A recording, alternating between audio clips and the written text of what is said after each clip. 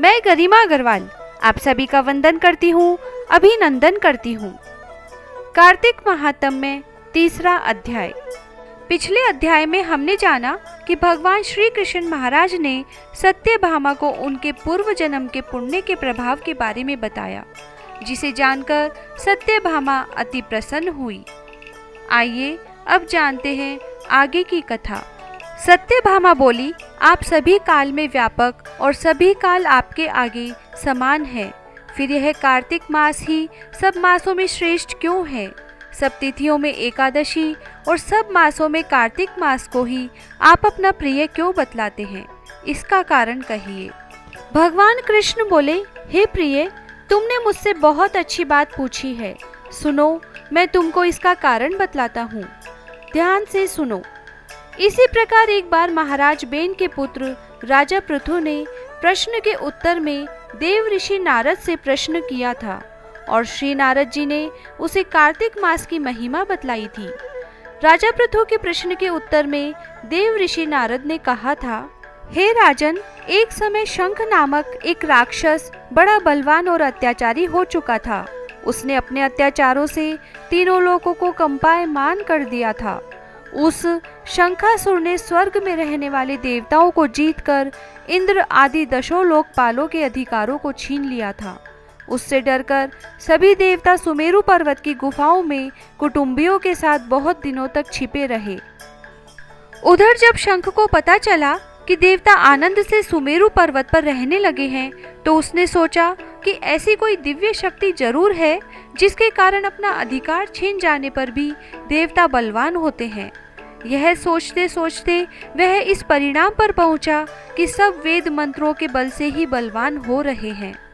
अगर इनसे वेद छीन लिए जाएं तो वह अपने आप निर्बल हो जाएंगे। देव ऋषि नारद बोले, ऐसा सोचकर असुर शंख ने भगवान विष्णु को सोते हुए देखकर सत्यलोक में वेद चुराने के लिए पहुंचा। उसको आता देखकर भगवान विष्णु ने उसकी नियत जानकर उसके डर के मारे बीज मंत्रों के साथ समुद्र के जल में छिप गए। शंख भी वेद मंत्रों तथा बीज मंत्रों को ढूंढता हुआ समुद्र में प्रविष्ट हो गया, लेकिन न तो उसको वेद मंत्र मिले और न बीज मंत्र। जब शंख समुद्र से निराश होकर वापस लौटा तो उस समय श्री ब्रह्मा जी पूजा की सामग्री लेकर सब देवताओं के साथ भगवान विष्णु की शरण में पहुँचे और भगवान को गहरी नींद से जगाने के लिए गाने बजाने लगे और धूप गंध आदि से बार बार उनका पूजन करने लगे। धूप दीप नैवेद्य आदि अर्पण करने पर भगवान की निद्रा भंग हुई और वह देवताओं सहित ब्रह्मा जी को अपनी पूजा करते देखकर बहुत प्रसन्न हुए और उनसे कहने लगे, मैं आप लोगों के इस कीर्तन और मंगलाचारण से अति प्रसन्न हूँ। आप अपना अभीष्ट वर मांगिए, मैं अवश्य प्रदान करूँगा। जो मनुष्य आश्विन शुक्ल की एकादशी से देवोत्थानी एकादशी तक ब्रह्मा मुहूर्त में उठकर मेरी अर्चना करेंगे, वह आपकी तरह मेरे प्रसन्न होने का कारण सुख को प्राप्त करेंगे। यह जो अर्घ्य, आचमन और जल आदि सामग्री आप मेरे लिए लाए हैं, वह अनंत गुणों वाली होकर आपका कल्याण करेगी। शंखासुर जो वेद और बीज मंत्र चुराने आया था, वे सब के सब समुद्र में ही है। आज से मंत्र, बीज और वेदों के साथ चारों वेद प्रतिवर्ष कार्तिक मास में जल में विश्राम किया करेंगे। अब मैं मत्स्य का रूप धारण करके समुद्र में जा रहा हूँ और आप लोग भी ऋषि महर्षियों को साथ लेकर मेरे साथ चले। इसीलिए जो कार्तिक मास में पहर रात्रि पहले स्नान करते हैं, वह निश्चय ही अक्षय फल को पाते हैं। वह अज्ञात में अमृत स्नान का फल प्राप्त करते हैं।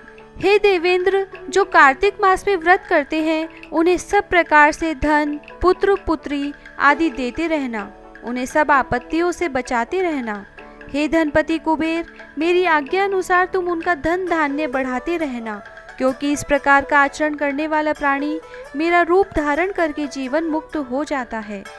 जन्म से लेकर मरण पर्यंत जिसने विधि पूर्वक यह उत्तम व्रत कर लिया है, वह आप लोगों का भी पूजनीय है।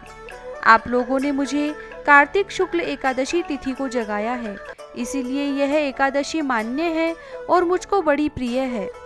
हे देवताओं, यह दोनों व्रत नियम पूर्वक करने से प्राणी मेरे समीप पहुँचते हैं।